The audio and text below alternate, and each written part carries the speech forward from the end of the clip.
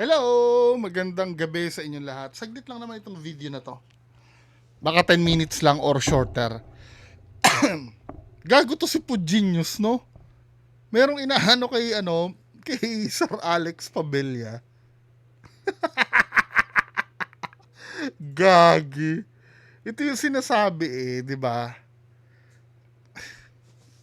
Tingnan mo ha, Sir Alex Pabella. Napanood ko yung content ni Sir MG kagabi. Ako, tinitake ko yon as tulong sa'yo. Hindi, I don't know, may nasabi bang offensive kay Sir Alex Pabella si Sir MG? Mukhang wala naman, di ba?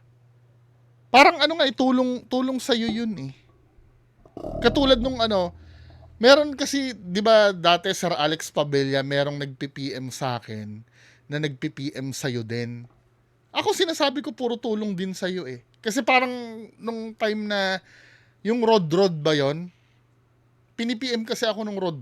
Nakakausap mo. Ay, hindi si Rod nga yata. Parang, I don't know kung kasabwat mo ba yon para wala ka na piga sa akin, no? Pero lahat ng sinabi ko naman doon ay bukal sa puso ko. Kasi yung usapan namin ni Rod no, na nire-relay sa'yo, para kasing naghihinanakit ka bakit ikaw yung binabash ng tao. Sinasabi sinasabi ko naman na intindihin mo yung mga tao kasi maraming galit dyan sa best friend mo. 'Di ba? Siyempre, dahil galit sa best friend mo at nakikitang nakadikit ka doon, madadamay ka talaga. Sorry ha, inuubo talaga ako. Allergy ito sa mga pusa eh. Nagpa-check up na ako eh. Binigyan ako ng antihistamine. Ko, di pa yata umi-effect. Balik tayo doon, di ba nag-uusap tayo nila Rod.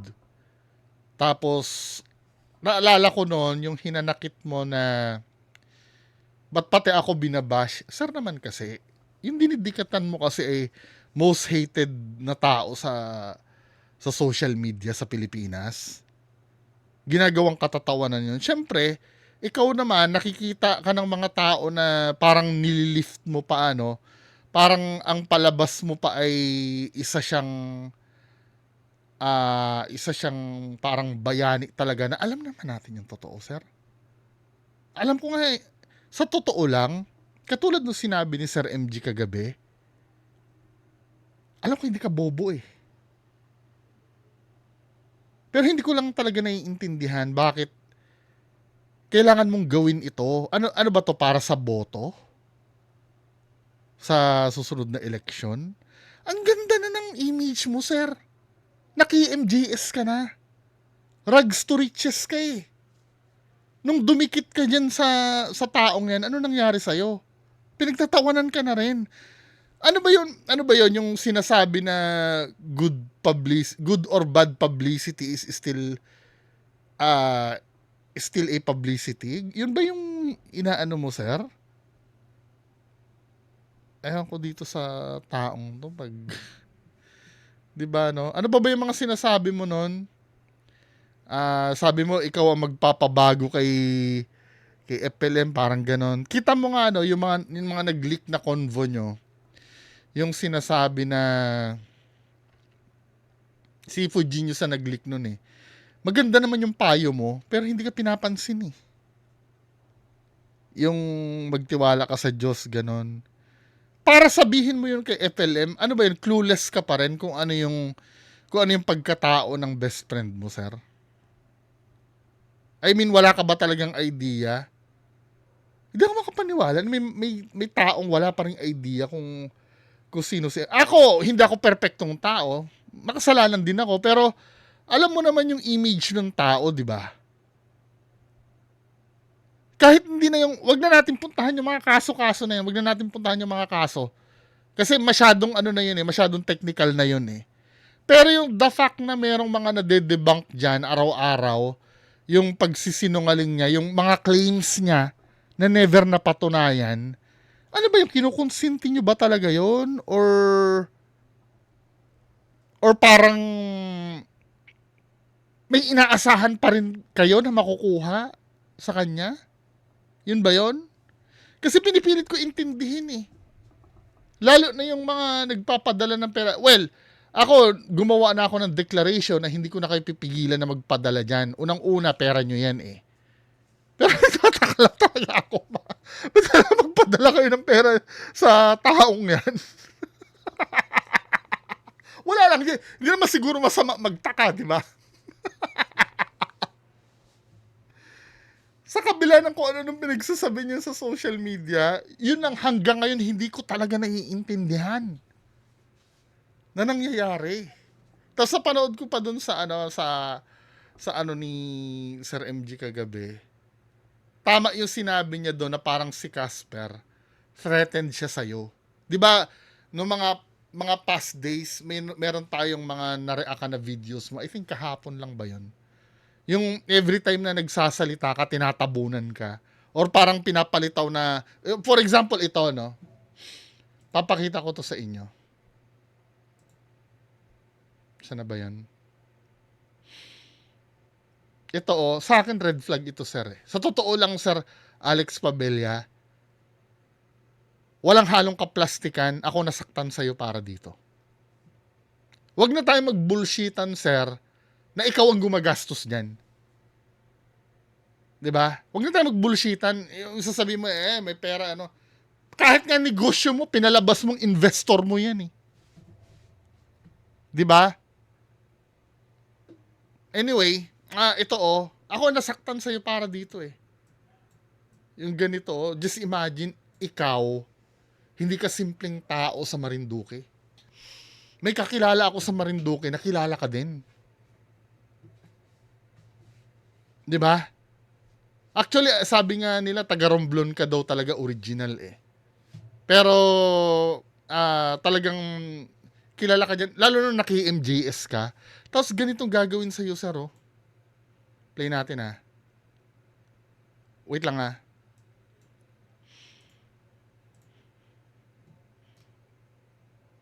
Sa trupa. Ay, magtanggal ka na sombrero. Puta, Yan, parehas tayong kalbo eh. Oh, namiss mo ba kami? Ha? Parang namiss daw tayo? Oo, syempre. Oy, mga katrupa. Syempre. Oh. Ayan, puta na.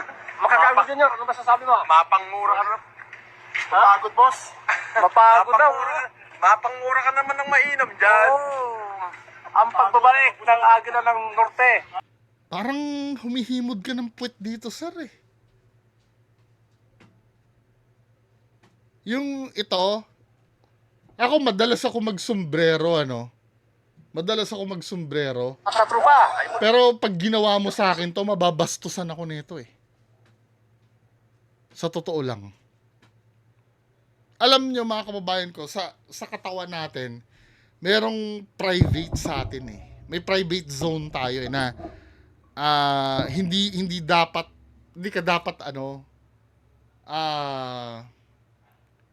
hindi ka dapat panghihimasukan.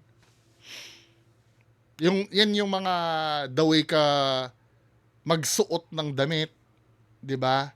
The way ka na kaya minsan alam mo nung bata ako, lalo na nung nagbinata ako, pagka halimbawa yung nanay, alam ko naman concern ang nanay ko. Nanay ko na naman magagalit na naman yun dahil ako na naman. 'Di ba? Yung ayaw ko talaga nung halimbawa sa harap ng maraming tao, yung aayusin niya yung yung polo ko. Alam ko naman na yung nanay ko, kasi nakakajahe kasi yun, para bang ang pinalilitaw sa mga tao, hindi ko kayang dalhin yung sarili ko. Nababawasan kasi ang confidence ko nun eh. Yung halimbawa may polo ako tapos nakalabas yung, halimbawa hindi nakabotones yung bandang taas, kita yung t-shirt sa loob, biglang gaganunin ng nanay ko. Or kahit yung kapatid ko nung nabubuhay pa, yung kapatid kong babae. Ayoko nang ganun. Ewan ko kung okay lang sa inyo yun. Pwede sana kung ako, mami paayos nga, hindi ko okay lang. Pero yung out of nowhere, tapos yung mayat may ang pagpag ng pagpag sa likod ko pagka, nagigets ko yung concern. Na ayaw nyo maging madumi ang ko, pero wala lang kasi parang ang lumilitaw sa tao, parang hindi ko kayang dalhin ng sarili ko. Pagka ganon. Lalo na pag yung mga ganitong galawang squatter to sa totoo lang. Hindi to gawain ng ng edukado yung ganyan. Makatropa. Ay, magtanggal ka na sumler. Tandaan nyo ha, kayo ay mag-business partner. Dapat mutual ang respeto nyo sa isa't isa. Hindi ka under. Hindi ka palamunin ni FLM, tandaan mo, sir. Huwag mong gawing tanga ang sarili mo dyan. Maniwala ka sa akin. Akala mo gumagandang image mo dyan?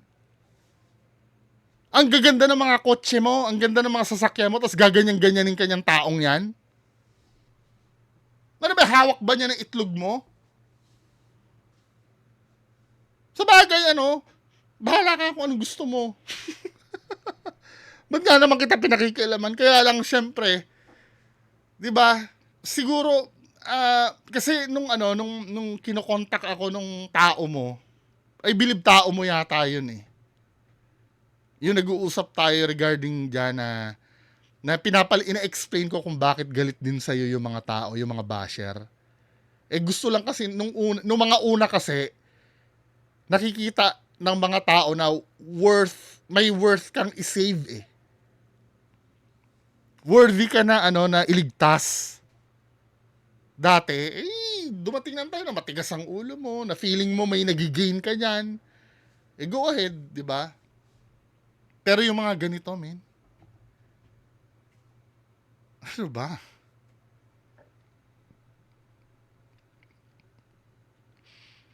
Binibigyan mo nga ng panggas. Ito nga ultimo nga yung pinamigay nyo ng pera na tigbe-20 na nakasobre, sa kanya mo kinredit eh. Kung ako tatanungin, katangahan yun. Na supposed to be ikaw ang lumitaw na bayani dun sa inyo. Ibibigay mo sa iba. Ano ba? Anak ng puto. Talaga naman to si... Well, decision ni Sir Alex Pabel yun eh, no? Hindi ko alam kung saan patutungo yun. Diba? Tatanong, kahit gawin mo na rhetorical question itong tanong ko, may pinangako ba sa'yo yan? Hindi mo na kailangan sagutin, Sir, ha? May pinangako ba sa'yo yan? Na worth it na, kahit pa, let's say, halimbawa, pinangakuan ka niya ng, let's say, kunyari lang, pinangakuan ka ng isang kahong gold bars niyan, hindi worth it na ganyan-ganyanin ka eh. Sa totoo lang. Huwag mong hintayin na na patuloy na bumaba ang tingin ng tao sa'yo. May chance pa ngayon. Tingin ko may chance pa yan. May chance pa na ma-redeem mo yung sarili mo. Kasi alam mo kung hahayaan mo ng hahayaan yan, makikilala ka katulad ni Casper na aso ni FLM. Masakit man sabihin talagang masakit yung putang ina, milyonaryo ako sa Marinduque. May mga gasolinahan ako, tapos ginaganyan-ganyan ako netong tinutulungan ko. 'Di ba? Hindi mo, kaya kung halimbawa may maisip sa'yo or may masabi sa'yo yung mga tao na tanga ka, hindi mo masisisi yung mga tao, sir eh. Huwag naman sana sasama ang loob mo, no? Hindi mo sila masisisi kung masabihan kang tanga sa ginagawa mong yan. Alam mo yan sa sarili mo, sir. Hindi worth it to. Hindi kita huhusgahan kasi nagkaroon ka ng kaso, di ba, yung regarding sa tax. Well, sa negosyante kasi, para sa akin normal magka-issue. Okay lang naman yun, lalo na negosyante ka, kung ang kaso mo ay tax. Sa akin, forgivable yun eh. Siyempre, nagninegosyo ka, alam mo, di ba? Kasama sa risk yun eh. Lalo na kung gusto mong mas makinabang ka, ano yung tatanggapin ko dahil businessman ka eh. Parang ganito yan, pag journalist, nakasuhan ka ng libel, common naman yun eh, journalist eh. Hindi ko sinasabing normal yun, pero common yun na na sometimes kahit sila tulpo nakakasuhan ng libel eh. 'Di ba? Pero yung ano nila, yung hindi naman kabawasan sa image nila yun eh. Na nagkaroon sila ng kasong libel. Mas kay Raffy Tulfo nga ano eh, mas kabawasan pa yung pamamahiya niya sa programa kaysa mga mismong kinaso. Dahil nga yung pagkaso ng libel sa isang journalist ay common. Ikaw, negosyante ka, marami kang negosyo, supposed to be, at nakasuhan ka ng tungkol sa tax. Parang ano naman yun, siguro parang katanggap-tanggap naman yun. Although na hindi siya maganda, no? Pero katanggap-tanggap dahil negosyante ka eh. Mahirap kung halimbawa negosyante ka, may kaso ka ng, let's say, rape, kidnapping, or murder. Hindi ano yun, hindi yun ang katanggap-tanggap. Pero, you know what I mean, di ba? Hindi kabawasan yan. Pero kung halimbawa ganyan, ano, yung ginagawa kang tao-tao niyan, diba? Kung mapapanood mo si Sir MG kagabi sa mga sinasabi, tulong sa'yo yun eh. Ngayon pa nga lang, ano, ikaw kasi, ikaw kasi Sir Alex Pabella, kung ikaw man ay magiging vlogger, may potential kang ano eh, pakinggan ng tao eh. Kasi may na-prove ka na sa sarili mo. Ano yung na-prove mo sa sarili mo? Isa kang negosyante. Na from mahirap ka, nakaano ka, nagkaroon ka ng gasolinahan, naki-MGS ka na eh. May reason para pakinggan ka ng tao, eh yung kasama mo. Yung inaano mo, yung inaamo-amo mo. Sorry sir kung yun ang term ko ha, yung inaamo-amo. Yun kasi nakikita namin eh. As an audience. Hindi mo naman kasi pwedeng diktahan kung anong iniisip namin tuwing kasama mo yan. Siyempre, pag nakikita ka namin na ginaganito-ganito, no? Yung ginaganyan-ganyan, yung pinapakailaman yung ano mo, ay hindi mo kami iisipin na amo mo yan. Halimbawa, hindi kita kilala kung sino ka. Hindi ka namin kilala. Baka isipin namin, kalibel mo lang si Casper eh. Dahil sa kinikilos mong ganyan eh. Hindi ka ba nasasaktan nun, sir? Lalo na yung mga pustahan tayo, lalo na yung mga hindi nakakakilala sa'yo kung sino ka. Iisipin nun, isa ka lang sa mga binabatok-batokan ni FLM. Kailangan pa bang i-explain mo ang sarili mo na may legacy ka na eh. Ikaw din na sumisira, sir. Well, decision mo yan, ano? Decision mo yan. Bahala ka. 'Di ba? Eh, feeling ko naman na one of these days, pag nakaisip-isip ka, no, may intindihan mo din kung ano yung point namin. Pero for now, kung may hinahabol ka dyan, na hindi namin alam kung ano yon, gawin mo yung trip mo. Magandang gabi sa inyo lahat. Yun lang po.